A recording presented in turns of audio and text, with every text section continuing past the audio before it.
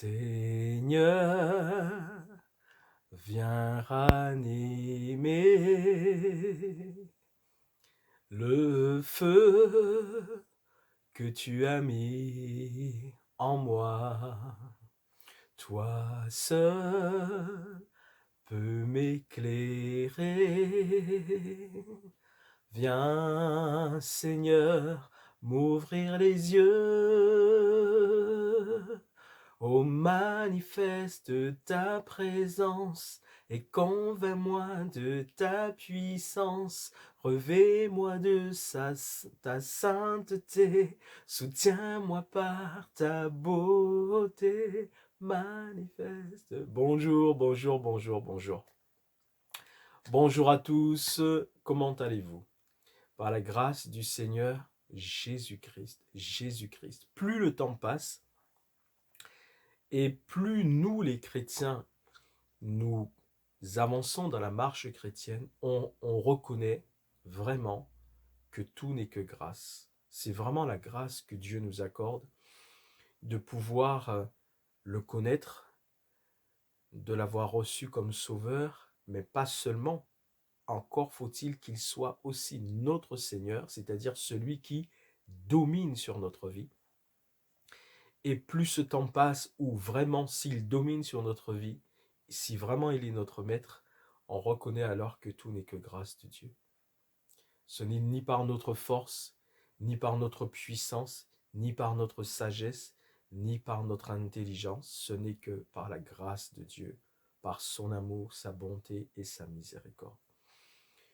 J'espère que vous allez bien, mais je sais, c'est une réalité dans la vie ici-bas.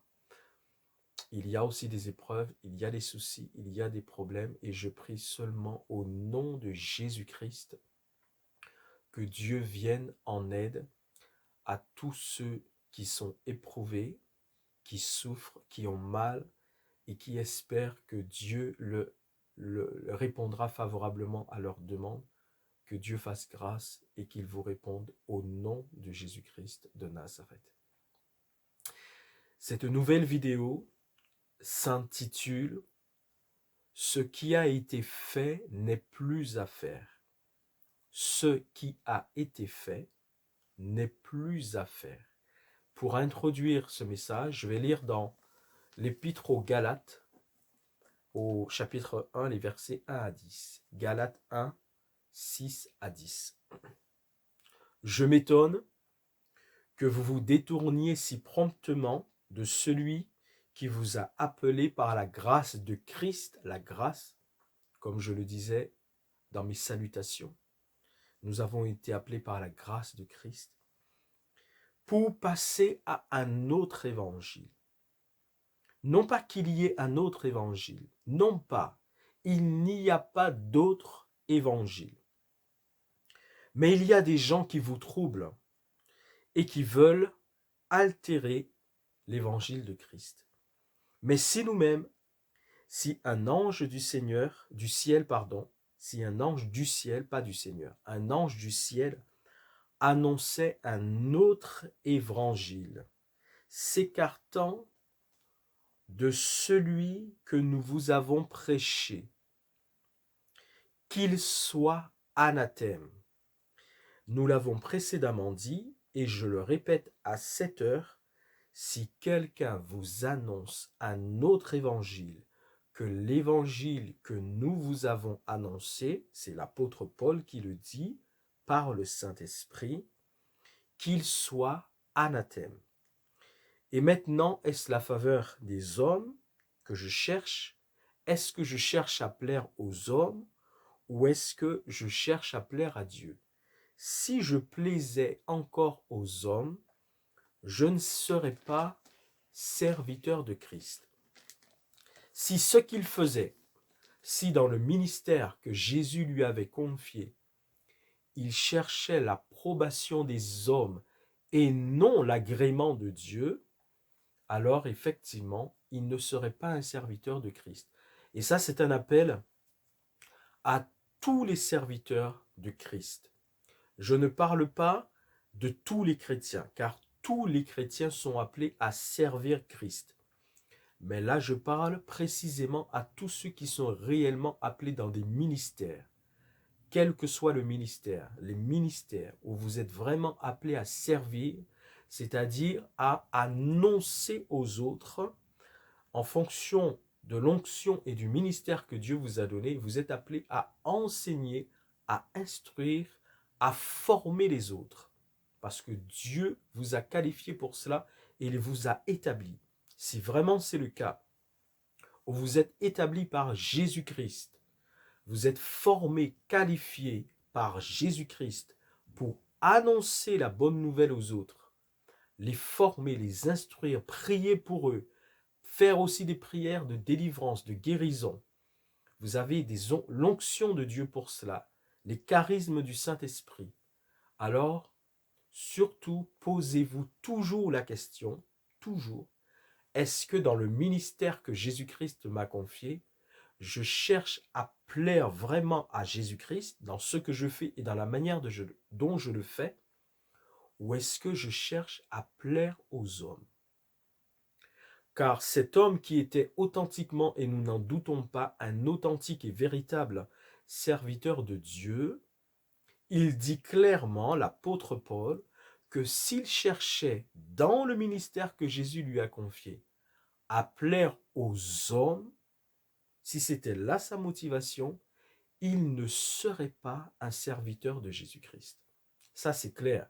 Si c'est aux hommes qu'il cherchait à plaire dans son ministère, c'est-à-dire qu'il ne ferait pas les choses selon les instructions de Dieu, la direction de Dieu, l'inspiration de Dieu, selon tout ce que Dieu lui commanderait, lui demanderait de faire, s'il ne cherchait pas à faire les choses selon la volonté de Dieu, mais qu'il cherchait selon lui-même pour que cela plaise aux hommes, il dit clairement, dans ce cas, il ne serait pas un serviteur de Dieu. C'est-à-dire que quand bien même Dieu l'a appelé, Dieu l'a choisi, Dieu l'a établi, Dieu l'a qualifié par son onction, par les capacités divines que Dieu avait mis en lui, par les charismes du Saint-Esprit qui se manifestaient en lui de par le ministère qu'il avait reçu, même s'il y a tout ça à la base, s'il cherchait à plaire aux hommes et non à Dieu, dans le ministère que Jésus lui a confié, il ne serait pas un serviteur de Dieu. Il se disqualifierait lui-même à ce moment-là. Il se disqualifierait lui-même parce que ce qu'il ferait ne plairait pas à Dieu, cela il l'aurait fait pour plaire aux hommes.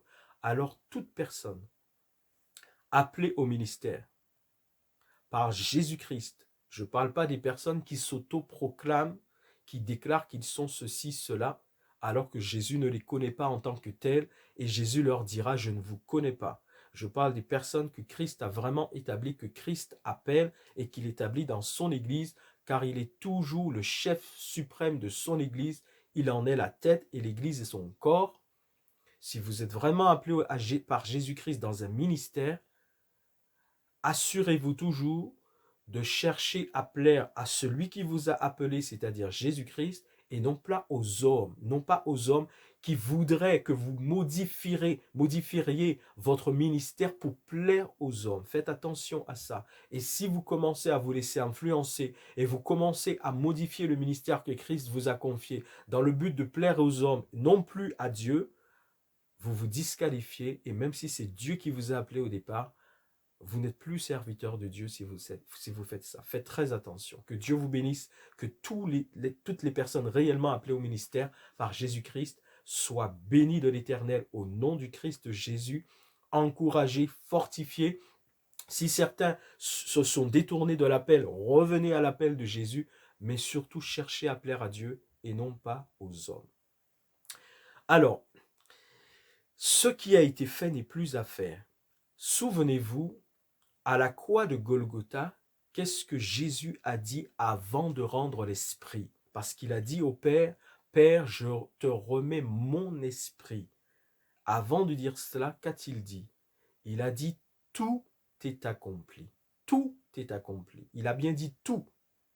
Quand il dit tout, c'est-à-dire tout. Ce qui a été fait n'est plus à faire. Jésus-Christ a tout accompli à la croix. Tout. En lui, nous dit la parole de Dieu, pas en moi, en Jésus-Christ, pardon, parce que je fais le geste, ce n'est pas moi, surtout pas moi, Jésus-Christ, c'est le Dieu éternel suprême, parole faite chair un jour sur la terre, il est la parole par laquelle Dieu fait toutes choses. En Jésus-Christ, nous dit la parole, nous avons tout pleinement, tout. Vous voyez, lui, Christ, sur la croix, a dit, tout est accompli. Et la parole de Dieu nous dit, en Jésus-Christ, nous avons tout pleinement, tout. Ce qui veut dire que tout ce dont l'homme a besoin est en Christ. Et si malheureusement, au fil du temps, alors que vous avez cru en Christ, Jésus, et que vous commencez à chercher en dehors de Christ ce dont vous avez besoin, vous êtes en train de vous détourner de l'amour de Dieu qui s'est manifesté envers les hommes par Jésus-Christ à la croix de Golgotha. Vous êtes en train de vous détourner. Revenez à Christ. Revenez. Car ce qui a été fait n'est plus à faire. Jésus a déjà tout fait et vous avez tout pleinement en Jésus-Christ. Je vais vous donner un exemple. Pour le salut de l'homme, pour notre salut, le salut de l'âme, Jésus, effectivement, a tout accompli à la croix. Une fois qu'on vient à Jésus-Christ, maintenant, on va apprendre à marcher selon la volonté de Jésus-Christ. C'est pour ça qu'il y a des ministères qui nous annoncent la parole. Il y en a différents. Chacun a reçu dans un domaine particulier une manière d'annoncer et de faire les choses. Vous avez les apôtres, les prophètes, les évangélistes, les pasteurs, les docteurs de la loi. Là, je parle des ministères de la parole. Les ministères de la parole. Dans ces ministères aussi se manifestent les dons, les charismes du Saint-Esprit et l'autorité du Christ pour chasser les démons, pour guérir les malades, pour accomplir des miracles, des prodiges. Voilà. Donc dans ces 5 ministères-là, donc, ils sont là pour ça, pour l'édification du corps du Christ. D'accord? Jésus a tout fait à la croix pour nous sauver. Et j'ai dit, une fois qu'on a reçu Christ, maintenant, on reçoit d'abord Christ, et ensuite, après avoir reçu Christ dans sa vie, Jésus comme notre sauveur, qui doit aussi devenir notre Seigneur, c'est-à-dire celui qui domine sur notre vie, on va maintenant apprendre à marcher selon la volonté de Christ. Le but, c'est de nous sanctifier et de nous approcher de plus en plus de Christ pour qu'il puisse de plus en plus faire son œuvre en nous par le Saint-Esprit et que nous puissions de plus en plus lui ressembler. D'accord? Mais pour être sauvé, naturellement, il faut qu'on s'éloigne du péché, c'est normal, mais à la base, pour être sauvé, il faut recevoir Christ, Jésus-Christ.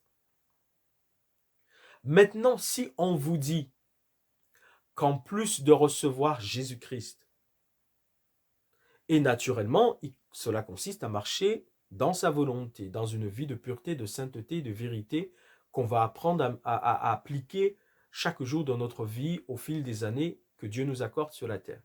Mais si on vous dit qu'en plus du sacrifice de Jésus pour le salut, il vous faut ajouter autre chose au sacrifice de Jésus, et que si vous n'ajoutez pas cette chose au sacrifice de Jésus, vous ne serez pas sauvés, bien ça c'est un mensonge, c'est la séduction et c'est de la tromperie. Parce que ce qui a été fait n'est plus à faire. Jésus a fait ce qu'il fallait pour nous sauver. On n'a rien à ajouter au sacrifice de Jésus-Christ. On n'a rien à enlever au sacrifice de Jésus-Christ. Tout a été accompli et nous avons tout pleinement en lui, Jésus-Christ. À la croix, Jésus a tout fait pour nous. Je vous prends un exemple concret. Vous êtes un chrétien né de nouveau par le Saint-Esprit. Jésus est devenu votre sauveur et, j'espère, votre Seigneur. Maintenant, on vous dit, par exemple, oui, c'est vrai, tu as reçu Jésus dans ta vie comme sauveur de ta vie et Seigneur, mais si tu veux être sauvé, il faut que tu observes obligatoirement le sabbat lévitique du 7e jour. Si tu n'observes pas le sabbat lévitique du 7e jour, tu ne seras pas sauvé, tu n'entreras pas dans le royaume de Dieu. Eh bien, c'était le problème des Galates. C'est pour ça que l'épître a été adressée aux églises de la Galatie, aux églises, donc aux Galates. Parce qu'ils avaient un souci. Leur souci, c'est qu'ils avaient reçu Jésus, ils avaient cru en Jésus comme le Sauveur, le Seigneur, le Messie qui devait venir. Mais au fil du temps, parce que rappelez-vous que les épîtres que nous lisons ici ont été écrites au 1er siècle de notre ère. Le 1er siècle, ce sont les 100 premières années à partir de la venue de Jésus-Christ. Le 1er siècle. Donc ça ne s'est pas fait de suite là, 1 an, 2 ans, 3 ans après que Jésus soit venu, ni même 1 an après sa résurrection et le fait qu'il soit reparti vers le Père. Ça s'est fait quelques années, dans les 100 premières années de la venue de Jésus, l'apôtre Paul, ayant reçu le ministère, l'appel au ministère apostolique, étant entré dans son ministère, maintenant il est à l'œuvre et il écrit aux différentes communautés, celles qu'il a déjà vues auparavant, et il leur écrit pour prendre de leurs nouvelles, ou alors celles qu'il n'a pas forcément vues, qu'il veut aller voir, mais en tout cas il écrit à toutes les communautés chrétiennes. C'est son rôle, il est apôtre. C'est ça le rôle d'un apôtre. Il établit des communautés chrétiennes, il forme des ministères, c'est-à-dire quand je dis il forme des ministères, il forme des personnes que Dieu a appelées au ministère, mais Dieu peut l'utiliser pour les former, il les met en place et il continue pour parcourir d'autres territoires, mettre en place de nouvelles communautés, veiller à ce qu'il y ait des personnes formées, appelées par Dieu, formées pour prendre soin donc des brebis.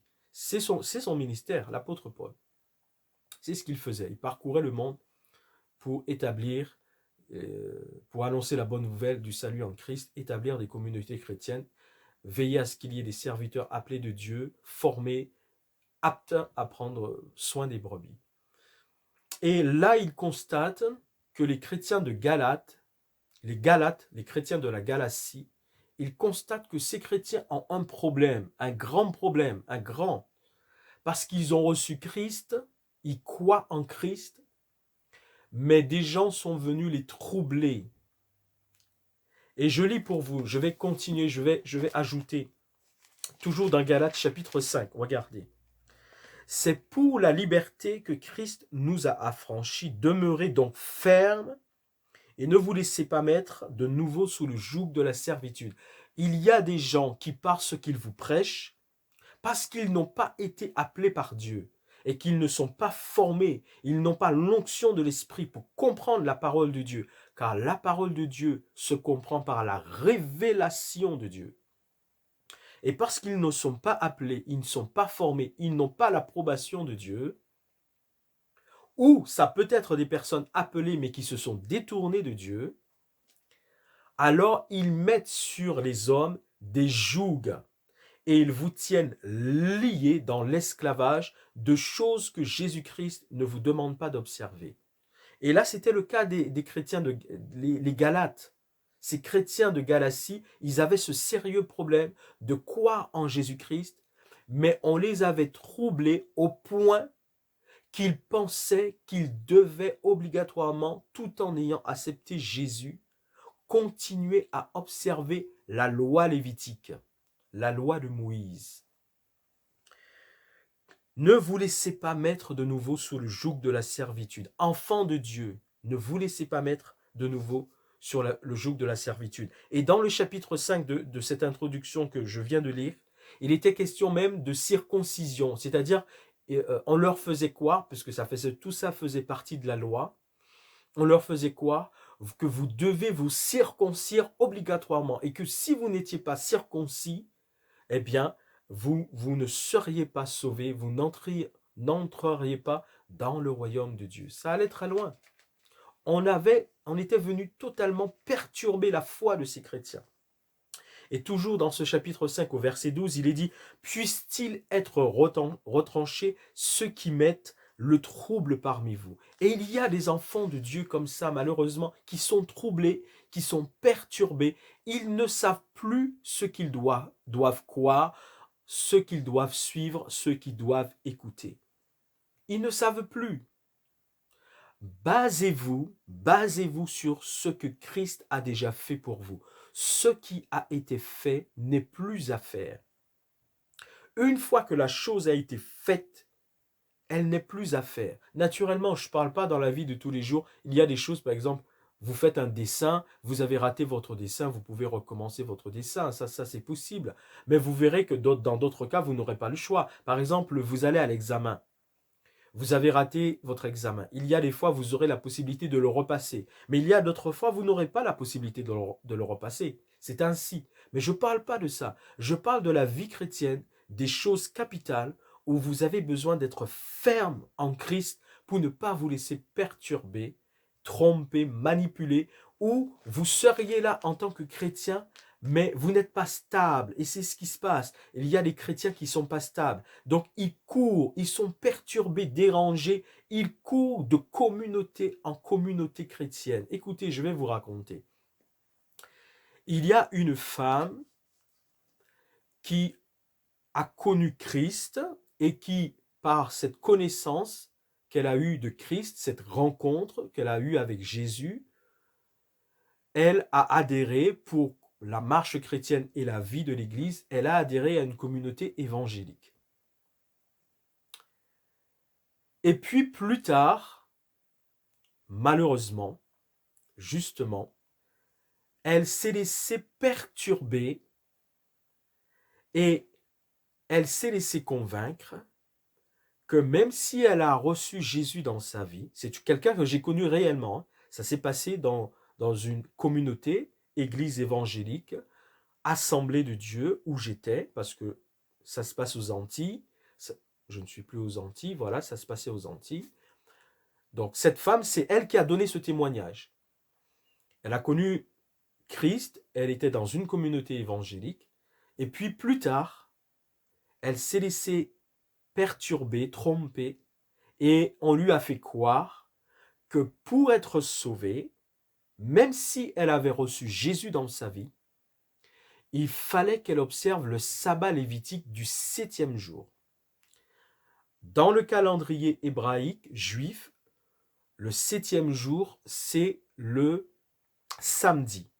Donc, toutes les personnes qui observent le sabbat lévitique du 7e jour observent le samedi, c'est un jour où elles ne doivent rien faire, car ce jour-là, pour ces personnes, sont consacrées à Dieu. Donc, elle avait adhéré à cela. Elle a quitté l'église évangélique pour partir dans une communauté où on pratique le sabbat lévitique du 7e jour. J'insiste pour dire que je ne suis pas en train de faire un message contre ceux qui observent le sabbat lévitique du 7e jour. Ce n'est pas mon propos, vraiment pas. Ce n'est pas mon propos. Je ne suis pas en train d'attaquer ni de faire un procès à ceux qui observent le sabbat lévitique du 7e jour. D'accord? Ce n'est vraiment pas mon message, ma démarche, ni mon propos. J'explique simplement comment la foi de cette personne a été perturbée. Donc elle est partie dans une communauté. Je pourrais nommer, je ne nomme pas le nom de la communauté parce que je ne suis pas en train de faire de procès à quiconque.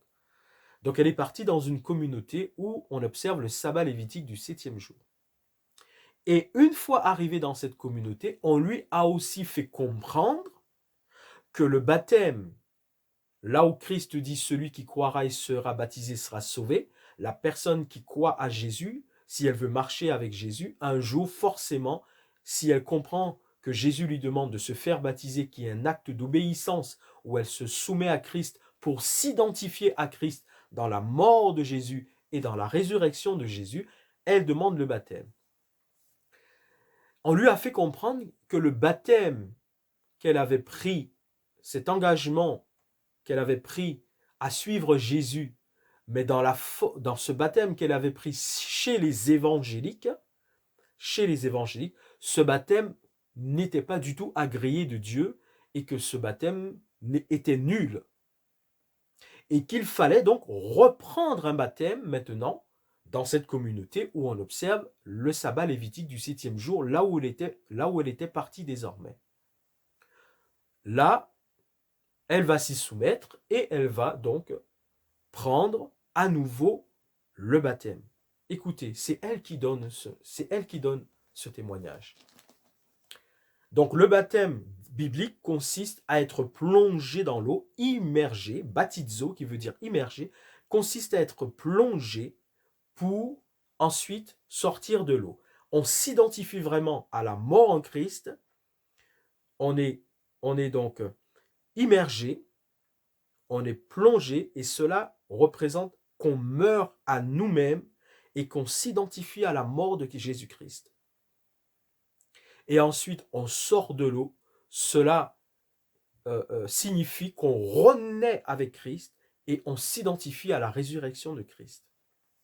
Lorsqu'elle est sortie de l'eau, donc on l'a plongée dans l'eau parce que le baptême qui s'administre dans ces communautés respecte cette forme-là, biblique, qui est chrétienne, on l'a plongée dans l'eau et lorsqu'elle est sortie de l'eau, écoutez bien, elle a senti, quand elle est sortie de l'eau, qu'on l'avait vidée.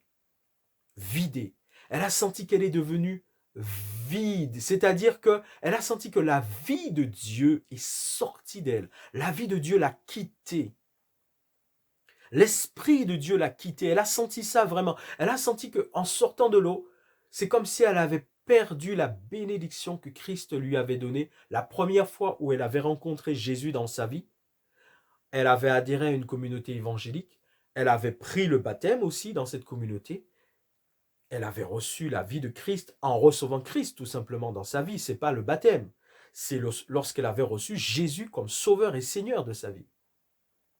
Mais elle explique que quand elle a repris le baptême dans cette communauté où on observe le sabbat lévitique du 7e jour, en sortant de l'eau, elle a senti la vie de Christ l'a abandonnée. Elle a senti un vide est venu en elle.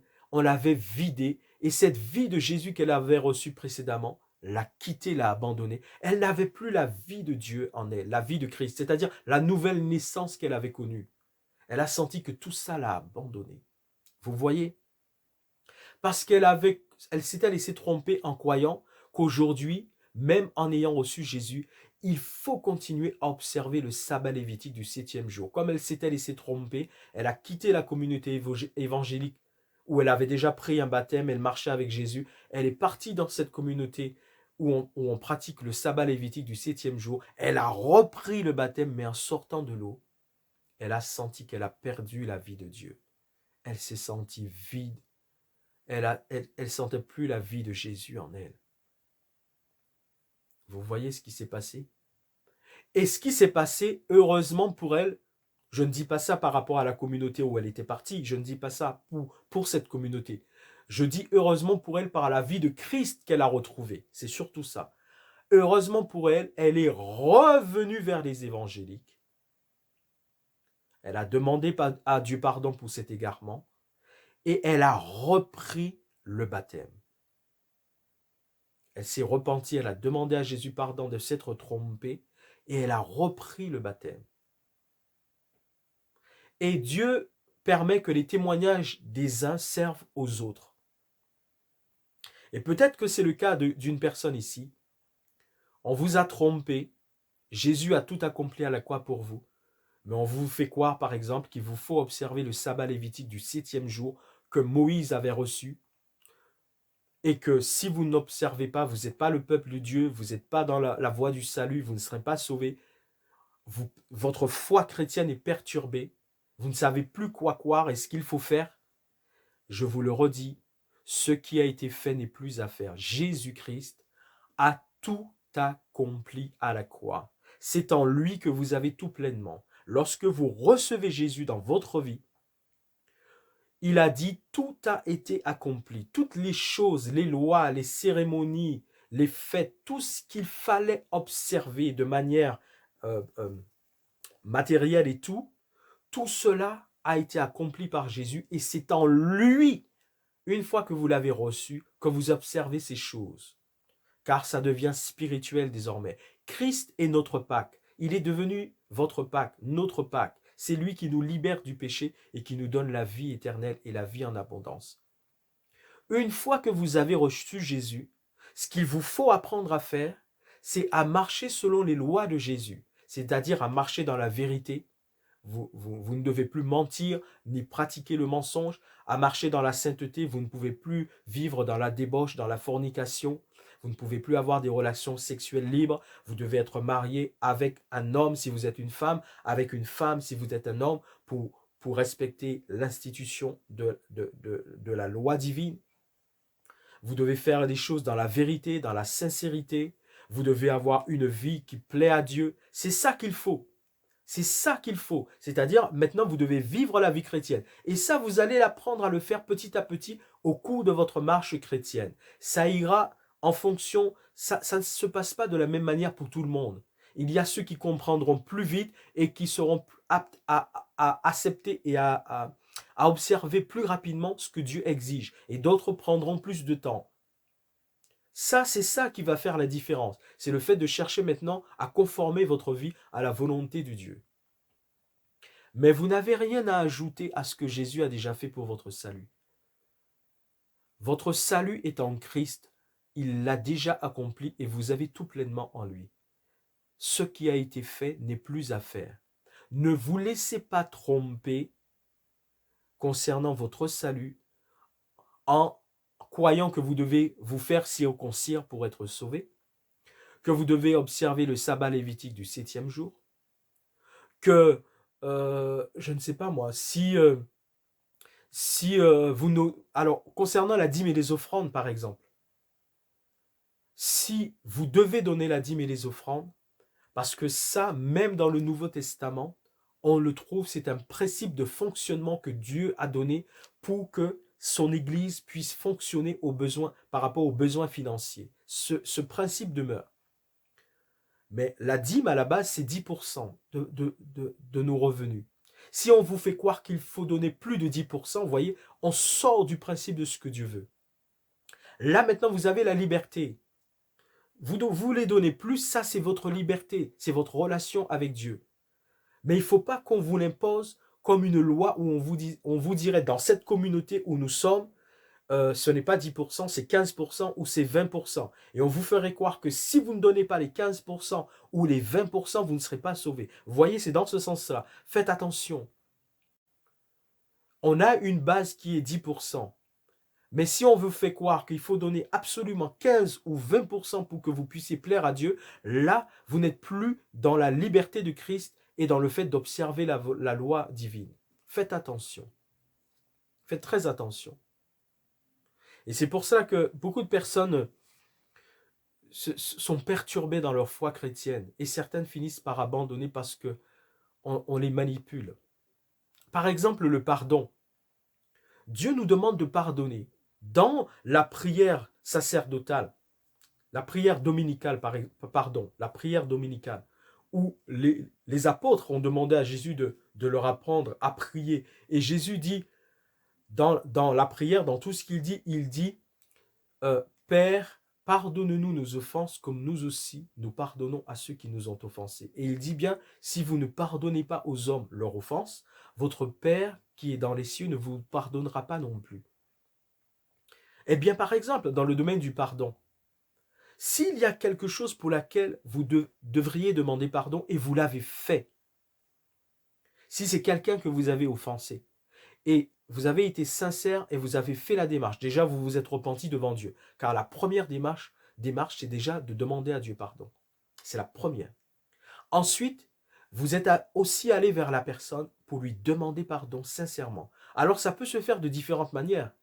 Parce que les circonstances feront que vous pouvez le faire physiquement, mais d'autres circonstances feront que vous ne pourrez pas le faire physiquement. Alors vous pouvez écrire à cette personne par un courrier postal. Vous pouvez écrire par un SMS. Vous pouvez envoyer un mail. Il y a plusieurs manières. ce sont les circonstances qui feront que vous allez adapter la manière que vous allez utiliser pour demander pardon à cette personne. Mais si, quelle que soit la manière que vous avez utilisée, si vous avez vraiment fait la démarche où Dieu vous demande de pardonner et de ne pas retenir justement contre son prochain le pardon, vous avez fait cette démarche. Donc vous avez fait ce qu'il fallait. Et que la personne en face, elle veut vous retenir sous son joug de la servitude, malgré vous lui avez demandé pardon, malgré vous avez fait la démarche de demander pardon. Elle utilise l'erreur que vous avez commise pour essayer de vous lier, de vous tenir sous son joug, pour que vous deveniez son serviteur, sa servante. Je vous en supplie au nom de Jésus-Christ, soyez libérés de ce joug. Au nom du Christ, sortez de ce lien, sortez de cette servitude, sortez de cette manipulation. Au nom du Christ Jésus. Certainement, quelqu'un a besoin d'être délivré. Soyez délivrés dans le nom de Jésus de Nazareth. Sortez de ce joug, de ce lien, de cette servitude. Si vous avez sincèrement fait ce qu'il fallait en demandant premièrement à Dieu pardon et en demandant à la personne pardon, ne vous laissez pas manipuler par quelqu'un qui joue sur le fait que vous avez fait quelque chose de répréhensible. Et même si vous lui avez demandé pardon, la personne est toujours en train d'essayer de vous lier par cette faute que vous avez commise. Et elle essaie de vous manipuler, de vous retenir captif. Et malheureusement, ça arrive à beaucoup de femmes. Beaucoup de femmes se font manipuler par des hommes. Des fois, elles ont demandé pardon pour quelque chose. Elles ont commis des erreurs, elles ont demandé pardon à l'homme. Et des fois, elles n'avaient pas à demander pardon parce qu'elles n'ont rien fait de mal. Mais l'homme a réussi à les manipuler et elles demandent même pardon pour des choses pour lesquelles elles n'ont pas à demander pardon. Mais dans le cas même où effectivement il fallait qu'elles demandent pardon parce qu'elles avaient fait quelque chose, il fallait demander pardon, l'homme est tellement manipulateur qu'il continue pour dominer sur ces femmes à les lier dans la manipulation. Et alors qu'elles ont demandé sincèrement pardon, eh bien, sous le joug de ces hommes-là, elles se laissent manipuler et elles deviennent esclaves de ces hommes. Et ces hommes-là utilisent l'erreur qu'elle a commise pour toujours les manipuler, les lier et les retenir captives. Femmes, au nom de Jésus, soyez délivrés de la captivité de ces hommes. Au nom de Jésus-Christ, ce qui a été fait n'est plus à faire. Si vous avez demandé à un homme pardon, parce qu'il fallait que vous lui demandiez par rapport à quelque chose que vous avez fait, vous avez demandé à cet homme pardon, et cet homme vous manipule par l'erreur que vous avez faite, même si vous lui avez demandé pardon, si vous étiez sincère, il continue à vous manipuler pour dominer sur vous, à vous retenir captif dans la servitude. Je vous en supplie au nom de Jésus-Christ de Nazareth, soyez délivrés de la servitude de ces hommes, au nom de Jésus de Nazareth. Mais le contraire est aussi vrai. Il peut s'agir d'un homme qui est manipulé, lié par une femme, malgré le fait qu'il ait demandé pardon, cette femme le manipule et par l'erreur qu'il a commise, pour qu'elle puisse le lier et faire ce qu'elle veut de lui, elle lui rappelle sans cesse cette erreur qu'il a commise. Homme, si c'est votre cas, au nom de Jésus-Christ de Nazareth, soyez déliés de cette emprise, de ce lien, que la servitude soit brisée dans vos vies au nom de Jésus de Nazareth. Sortez de ce joug, sortez de cette servitude au nom du Christ Jésus de Nazareth. Ne vous laissez pas manipuler et tromper alors que vous avez demandé pardon. Ce qui a été fait n'est plus à faire. Si vous l'avez fait sincèrement, vous êtes libre. Vous êtes libre. Cette personne que vous avez offensée, vous lui avez sincèrement demandé pardon. Vous n'avez plus à être sous le joug de cette personne. Soyez libre au nom de Jésus-Christ de Nazareth. Ce qui a été fait n'est plus à faire. Le seul joug que vous devez accepter, le seul joug que nous devons accepter, c'est celui de Jésus-Christ. Le seul joug, la seule servitude que nous devons accepter sur nos vies, c'est le joug, c'est la servitude de Jésus-Christ de Nazareth, parce qu'il est devenu notre maître, sauveur est Seigneur. Et s'il est notre Seigneur, il est notre maître. Et en tant que notre maître, là, nous lui sommes soumis. Et en lui étant soumis, nous devons obéir à toutes ses exigences. C'est le seul joug que nous devons accepter. Mais n'acceptez pas le joug des personnes qui veulent vous lier dans la servitude et qui utilisent notamment dans le domaine du pardon, qui utilisent des erreurs que vous avez commises pour vous lier. Si vous leur avez demandé pardon, vous êtes libre au nom de Jésus de Nazareth. Voilà, donc ce sont quelques exemples que je voulais prendre. C'est ce message que j'ai reçu. Ce qui a été fait n'est plus à faire. Donc, concernant votre salut, ne vous laissez pas mettre sous le joug de la servitude alors que Jésus-Christ a tout fait pour vous et en lui, vous avez tout pleinement. Il n'y a rien à ajouter au sacrifice de Jésus pour vous sauver. Rien. Il n'y a rien à ajouter au sacrifice de Jésus-Christ pour vous sauver. La seule chose que Jésus vous demande maintenant, c'est de vous conformer à la vie chrétienne qui est décrite dans sa parole. Une vie de vérité, une vie de droiture, une vie de sainteté. C'est ça. Là, par contre, vous devez vous y conformer. Cherchez ce qui plaît à Jésus, marchez dans la vérité, marchez dans la sincérité, marchez dans la droiture, marchez dans la pureté. Ça, c'est ce qui plaît à Jésus. Mais ne vous laissez pas enfermer dans une servitude où on vous fait croire qu'en plus du sacrifice de Jésus, il faut observer le sabbat lévitique du 7e jour, il faut observer la dîme de 15 ou 20%. Non, il faut continuer à donner la dîme, mais la base c'est 10%.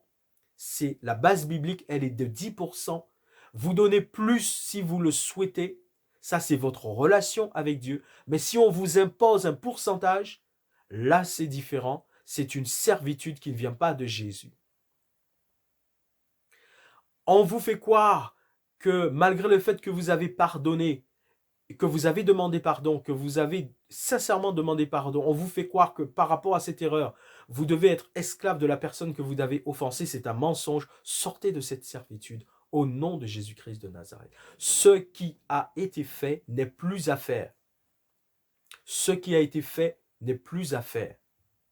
Le salut en Christ n'est plus à faire. Christ a tout accompli à la croix. Vous n'avez plus rien à ajouter au salut, au sacrifice de Jésus pour être sauvé. Vous n'avez plus rien à ajouter si vous avez réellement demandé pardon.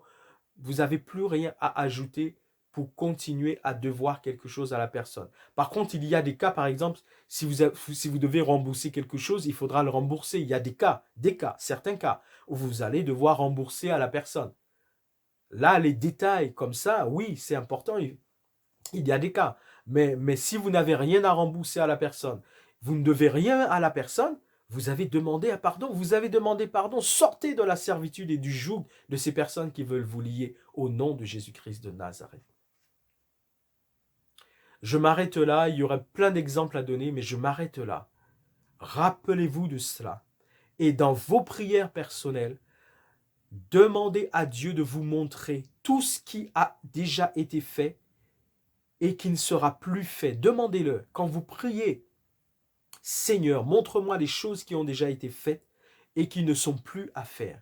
Ça va vous aider dans vos prières et dans votre vie et dans votre marche chrétienne. Ça va vous aider. C'est un conseil que je vous donne. Quand vous priez au nom de Jésus, demandez à Jésus, dans ma vie, Seigneur, qu'est-ce qui a déjà été fait et qui ne sera plus fait, qui n'a plus besoin d'être fait. Dieu vous le dira, Dieu vous le montrera. Et quand Dieu vous dira ça a déjà été fait, ça n'a plus à être fait. Vous saurez que dans telle chose, vous n'avez plus à refaire la chose. Parce que ça a déjà été fait. Ce qui a été fait n'est plus à faire. Demandez à Dieu, Seigneur Jésus, qu'est-ce qui a été fait dans ma vie et qui n'a plus à être fait. Et Jésus vous le montrera. Que Dieu vous bénisse, que Dieu vous protège contre tout ce qui veut perturber votre foi. Que Dieu vous garde. Au nom de Jésus, soyez bénis et à la prochaine. Merci Seigneur Jésus.